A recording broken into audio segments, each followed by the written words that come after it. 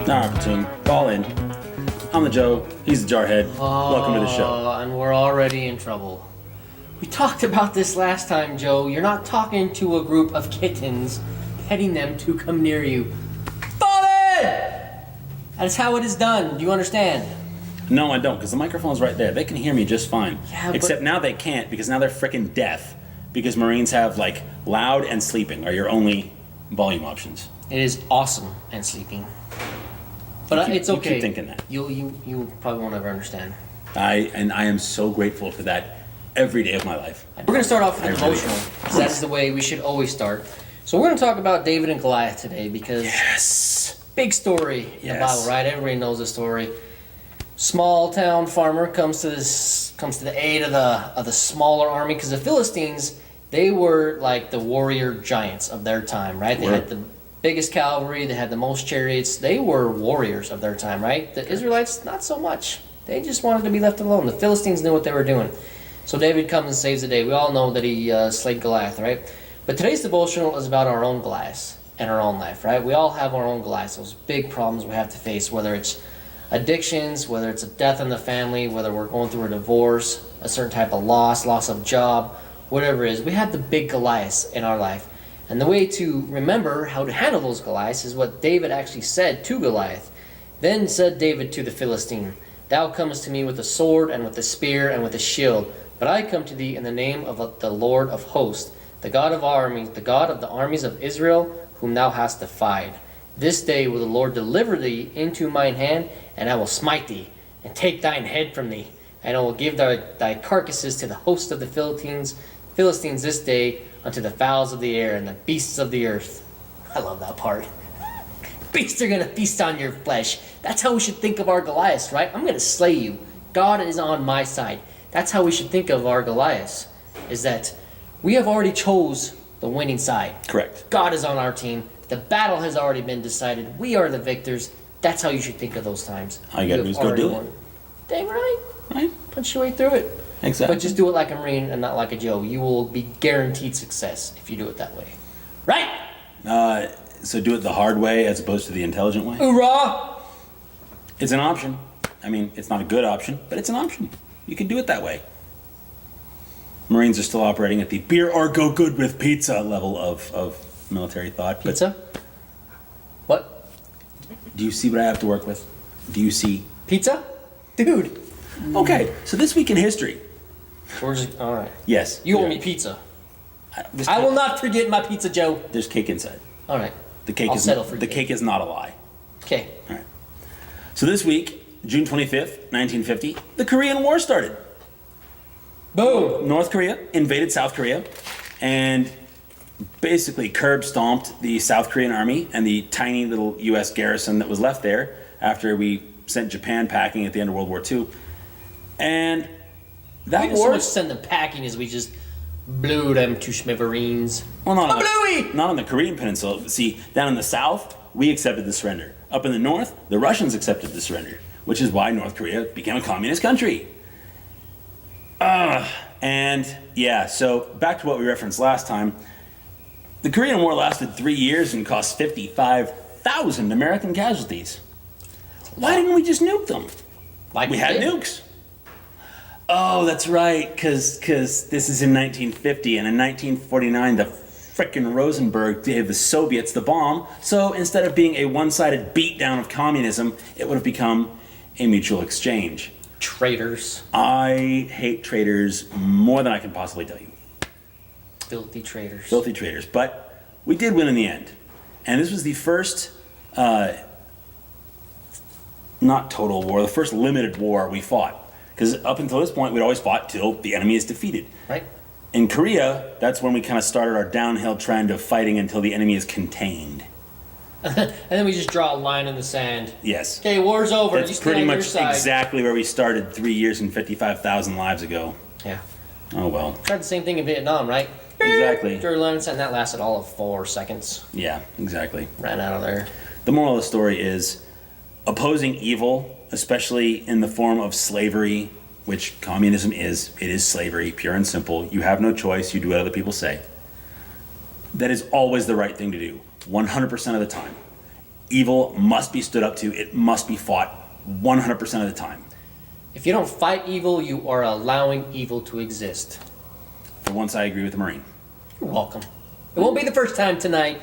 Hang on, we got lots more. Actually, it will be the first time tonight. Won't be the last. Dang.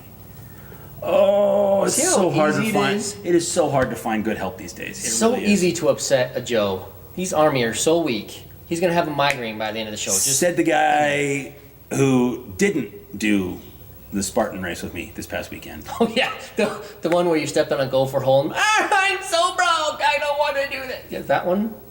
But did it anyway. I But finished. you stepped in a gopher hole. I and did so nothing of current that kind. events time. Wow. You have gone way over your time. You are Current huffing events glue. are up. Okay, Ocampo, Mexico. Ocampo? Ocampo? What? I don't speak Espanol. Ocampo, Mexico. It's a place right now. Right now, I was going to say, I'm pretty sure it was a place before, too. perhaps. Maybe. I don't know. It might not be much longer the way things are going down What's there. going on down there? So a politician just died, and so In Mexico? No. hard to believe. Let me guess. Hang on. He defied the drug lords. Oh my goodness, you were so smart. It's like that's a thing down there. Right. If Joe knows it, it must be. It's probably rampant common knowledge down at this there. point. Why are we even Yeah. covering this story? So there's been like 100 politician deaths this year. This year, 100 politicians have been murdered in Mexico, more than likely by the drug cartels. But this one's kind of different because more than likely what they think happened is that the entire police force and their security secretary down there, like their sheriff or chief of police, probably involved. So the federales went down there to investigate, and they wanted to talk to the secretary of security secretary, whatever it is, and his police force, 27 of them, the cops, police officers, showed up and said, no, federales, you're not doing anything. So the federales left, got more people, and come back.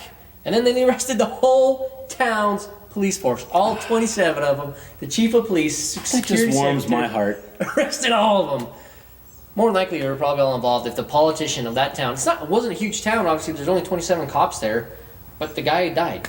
You know, it's like our local small town, somebody running for county assessor or district attorney being murdered by a drug cartel. That's just insane, isn't it? But in Mexico, this is kind of the running thing. You remember El Chapo? Chapo? El Chapo? Yes. Yes. Don't have a short memory. It only happened 2 years ago, 2016, where he broke out of prison for the second time until we finally extradited him to the United Broke States. out. Yeah. But yeah, he was part of the Sinaloa. Sinaloa cartel? Yes, that one. Well, the biggest one. If you look at a map of Mexico in 2010 and you see the drug cartel outlines, you know, they're different colors in Mexico for the different areas that they controlled. In 2010, there were more areas that were not controlled, so the majority of Mexico did not have drug cartels in position. Fast forward 7 years later to 2017, all of Mexico is colored, the majority of it by El Chapo's drug cartel, which in fact has a rival gang and is now taking over the majority of his area. Let me guess. Sinaloa? Oh, they have some other weird name. I didn't write it down. I don't care to dig too much in these drug cartels. They are scary people. This is what we just talked about. This is what happens when you allow evil to flourish. Yep. And to me, this is something where you've got to get ahead of the game. You keep trying to react to this, and nothing's going to get better. No, You just gotta wait get till another proactive. politician dies, and then you go arrest people? No. You know who the bad guys are. Go and obliterate them. Wipe the evil away. Because it's starting to bleed in to us. And it's not going to stop people if you put up a freaking wall. I'm sorry. Some things I support in immigration. I'll talk about immigration later in this episode. But there's things you've got to get proactive about. You've got to get down there and put fists in throats to make the evil go away. Correct. Make it happen. That's the second time that we've agreed tonight. Wow. Is the Army and Marines going to play nice today? Are they? No, you're ugly. Oh my gosh. This guy got beat by the ugly stick by 10 dozen Marines. Look at you. Wow. Dude, just don't even stop. go there. Turkey. Talk about turkey. I'll talk about turkey. Thank you. Gobble gobble. Isn't that what's on top of your eagle and globe and anchor? But it's not really an eagle, You is just said eagle, globe, and anchor. it? But it's not an eagle. Oh my gosh. You're embarrassing yourself. No, I do that by working with you. What's that guy's name? Erdogan? Erdogan. That's not really how you say it, but that's how I feel he deserves to be pronounced. If I had that name, I would make people call me Dragon. Yes, but you don't, and even if you did, you wouldn't. He could probably do it with the position. He could probably do it. He just got elected to executive president. Executive president. Just of making Turkey. Up titles. Now. Yeah, because being the president of Turkey wasn't quite enough. Now he's the executive president of Turkey, which pretty much means he's a dictator for life because he can run 2 more times, which takes him up to like 2020 something, and by then he can put in whatever powers he wants to his branch because he has just made sweeping reforms of what powers he's been given. He's a turd. Honestly, Erdogan is a turd. He is Erdogan. Sounds like the noise you make when you lose a video game, right? Erdogan. It sounds like one of the names you call a Joe when they can't stand up. Get up, you Erdogan! Oh, never mind, you're Army. Never mind. I get it. Wow. I forgot. Erdogan! Can I call you that from now on? No, you cannot. Things? You cannot. Because I'll be calling that all day long. I farted in your chair before the show. Is that what's going on? Yes. So he, I don't like him because he has a history of being on the wrong side of things. He is the most soft-serve, vanilla, anti-ISIS person ever. He's always been more interested in slaughtering Kurds than he has been in fighting ISIS. So the Kurds, like people keep talking about Kurdistan, it's not a country, it's a region. It's part of Turkey, part of Iraq, part of Iran, and part of Syria. And they don't really have their own country. They're an ethnic group, not a nationality. And in Iraq, they're kind of tolerated.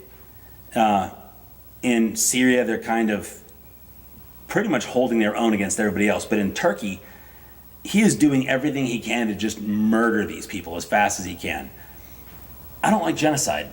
I don't particularly agree with the Kurdish philosophy of things, but that doesn't mean I want them exterminated. Oh, he's trying hard, though. He is trying hard. And his thing is, there was a failed coup against him. Yes! That happened in 2016. Yep. Yeah. He jailed 160,000 people over that. Before he got his current executive powers for being the executive. And 107,000 people of those 160,000 were the public servants. So your judges, your police officers, people who serve you, that participated. They didn't even participate. Most of them didn't even participate. It's just him consolidating his power by eliminating anyone who disagrees with him. That's him suppressing opposition the easiest way he can, which is just having them arrested and detained. Definition of a dictator. Yep. The only thing he's got going for him, and this is like a weak plus in my book, is he's crazy anti-Assad. He hates Bashar al-Assad of Syria, which I do too. I would love to see that dude covered in fire ants. So that's like the weak minor plus for this dude. Him and Hitler are going to be boyfriends down in hell for sure. Oh, count on it. Yeah. Yeah. But this stuff is important, right? Because Turkey is important to America. Incirlik Air Base is in Turkey. Right. Like, that is the major aerial jumping off point for supplies, for, airborne operations, for fighter strikes against targets all over the region. And we're dependent on Erdogan to let us use it. Yeah. And now he's consolidated all this power, assumed dictatorship of it. Important for us to know. Did you see that in the news? Probably not. Probably not. Thank you, Joe and Jarhead. You're welcome. We're awesome. In front of those bullets. Okay, back to immigration. But yes. Not here. We're going to talk about in North Africa. Migrants. Oh my goodness, there is a lot of violence, right? A lot of terrorists, majority of them coming from Islam, terrorist groups, right? There's a lot of violence in North Africa, whether it's coming from Mali, Nigeria, Algeria, Ivory Coast. It's everywhere, and people are flocking away from those countries by the thousands. They are trying their darndest to get into Europe. Yep. And at the beginning, Europe had soft hearts. They were trying to do the right thing. Yep. Okay, we get it. There's a lot of violence down there. Let's see what we can do. But when they start flocking in, you let in a few, you have that open border mind frame. Nose of the camel. Flooding in. And it happened. And now it got to the point where they're turning away people. Italy, France, Spain. You literally have ships. They're calling themselves aid ships, but they're just loaded with migrants showing up to the ports. And they've already, the influx of millions over the last couple of years has already stretched their ability to support these people to beyond its breaking point. Well, Greece is already broke, right? Greece is broke. France is beyond breaking. repair. Germany is the only one really still saying, yes, come in, buy however big a number you can make happen. For now. We're going to talk For about now. Germany in a little bit. So you got all this violence in North Africa, right? Well, no longer is Europe going to accept these people, so these aid ships, these ships full of hundreds of migrants, are getting sent back to Africa. Most of the time, you're getting sent back to Algeria. Algeria is the biggest country in Africa, the 10th largest in the world, but 4/5 of Algeria is desert. The Sahara Desert, right? Yep. Huge, hot desert. So they get to Algeria. Algeria doesn't want them, even though the EU has given Algeria $111.3 million in the past 4 years just for their migrant crisis, because they know what's going on. They know that they're at the top of North Africa, so all the migrants eventually flux to that point, right? Yep. We'll go there. So the EU tried to do the right thing and help them. Where'd that money go? Algeria's not putting in the migrant problem. No, it's not. Algeria is just like any other tin pot dictatorship. They are keeping it all at the top, and the refugees can go do whatever they want. Yep. So not only they're keeping the EU's money, but they're also robbing these migrants, literally robbing them, taking their phones. Sometimes they're losing the clothes off their backs, their luggage, it's gone. And then they put them at the edge of the Sahara Desert. They point and say, that way's Niger. See you later. Thousands and thousands of people have been forced to walk back across this huge desert to go back to the country that they just tried to escape. This isn't desert like Southwest United States desert. This is like the bad parts of Saudi Arabia desert. This is just emptiness. There's not like, massive predictable oases or rivers cutting through it. This is just flat out empty desert. Well, except for now, there's probably a river of dead bodies from Algeria to Niger because people are dying. They can't survive. No Not the water. right kind of river. The nearest, where they have this drop-off point, the nearest water hole is 18 miles away. That's a day's march. Yeah, people are literally dying on that road. This is important for us to know, people, because you look at our immigration problems right now in America, just pale in comparison to what's going on over there, right? So yes, we got a lot of our own issues. We should talk about that, but we should get ourselves a pat on the back because we are not leaving a river of dead bodies across a desert, right? Correct. At least our people are getting food, Yep. shelter. Yep. It's important for us to know that we are doing the right thing. Correct. Might not be the best way, but we're doing good things. Correct. But in West Virginia, West Virginia is not doing the right things. Well, at least one the state is. turd. The one turd is not. And this dude is a turd. The West Virginia Supreme Court of Appeals just lost one of its own. Not dead, arrested for corruption. Arrested for 22 counts of fraud, witness tampering, and misuse of government property. A Supreme Court justice in that state. Yep. Which, weirdly enough, is an elected position in that state. So you were put there by the will of the people to do a job, and not only did you fail to do the job, you abused the very people that put you there. Yeah. How can you get more corrupt than that, right? I don't know. I mean, that's what happens when you give people too much power. You let them sit in that power for too long, they just stew in it. It becomes so corrupt. Absolutely. Alan Lowry is his name. He was arrested a few days ago. The charges were he was actually indicted a few weeks back, but he was arrested a few days ago. And they're just stacking up the charges against this dude. Good. Good, absolutely good. This is what happens if you allow evil to go unchecked. They were only caught by an internal audit. Otherwise he just kept going. This kind of evil will never check itself. That's the moral of the story. Quis custodiet ipsos custodes? Who's watching the watchman? You have to. People you put in power, you have to watch. You have to keep your boot on their throat and make them do the will of the people. Or otherwise, if you leave them unchecked, they will do whatever they want regardless of what's right. That's up to us as the people, right? We can't Absolutely. point fingers at some phantom government agency. Like, why wasn't somebody watching him? No, that's up to the people. That's to what be you in do. the know of That's what's going how on. you act as an involved citizen in your nation, is you keep tabs on the people who are in power. You put them there, and you can't just it's like leaving a kid around a hot stove. Don't touch that, and then you walk away. That's not how this works. Nope. You have to be an involved citizen or bad things happen. That's how it's always been. That's how it always will be, because man is fallible. Yes. Hate to break that to you. Quick story. So my parents left me around the hot stove when I was still in diapers. Climbed up on the stove. And joined the Marine Corps. Climbed up on the stove, stepped on it, and then I walked a mile away from my house while I was in diapers before I was found. True story. Good help is so hard to find. Still love you, Mom and Dad. Just saying. This is depressing. Likes. Get to some Yes, likes. let's talk about likes. Back to Germany. There's a lot of stuff going on in Germany. Their politics, I struggle to understand how they even function, but there are some good people in Germany right now. Sure. A small group of Muslims and a small group of Jews have banded together, and they are doing bicycling against hate. Because as you can imagine, with the influx of migrants, mostly Muslims, flooding into the country, a lot of anti-Muslim stuff going on, a lot of violence, a lot of anti-Semitism, right? A lot of people just hating the Jews because they think that they're the problem for all of the Muslims' problems that they're having right now. So a lot of violence against each other. But you got the small group, it's only like 25 people, but they all got white vests and say, we are bicycling to bring Muslims and Jews together. And they're tandem bikes, right? So you got one of each. Nice. Yep. So one Jew That's and one awesome. Muslim on the same bike. And they did it. They biked to the Capitol. Good on them. Right? That is so awesome. I love that kind of stuff. It's a small story. There's only 25 people.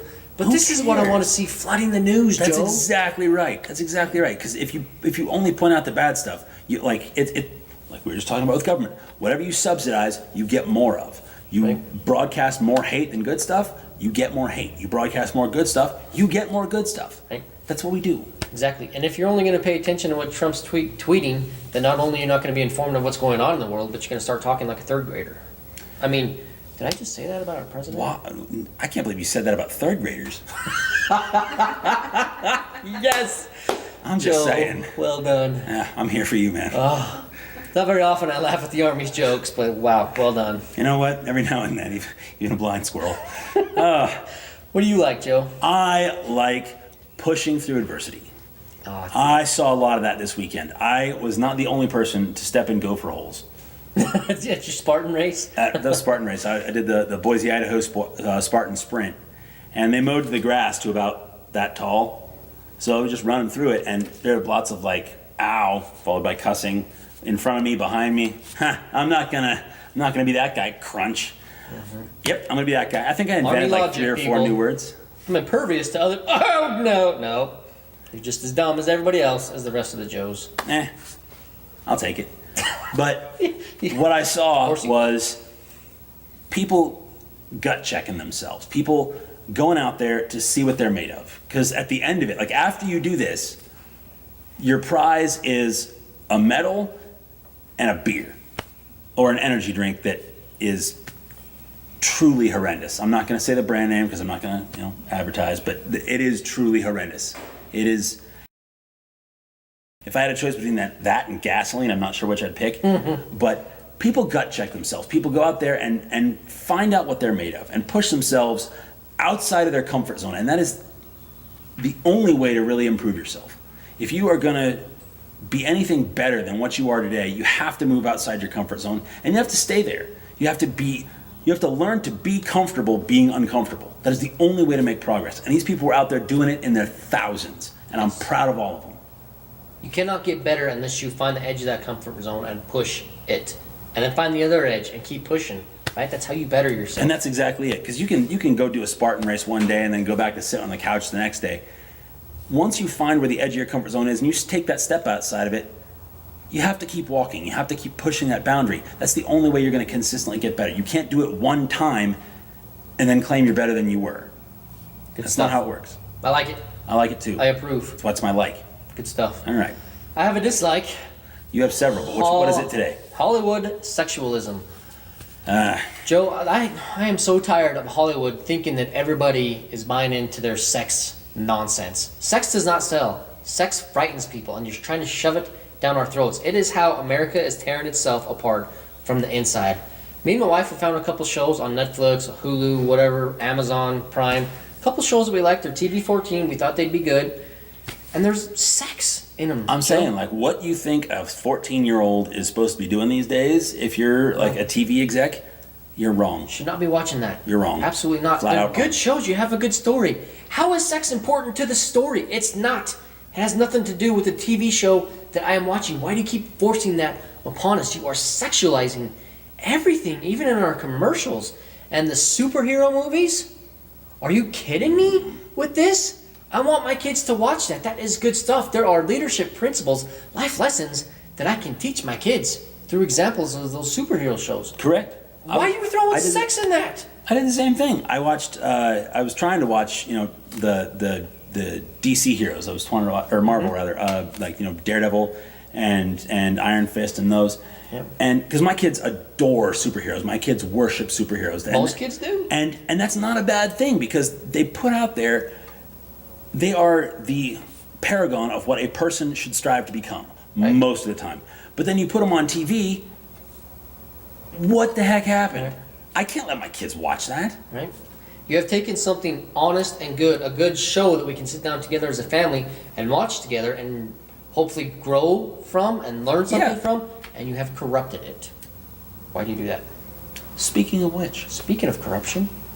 That's my dislike for the week. I hate corruption.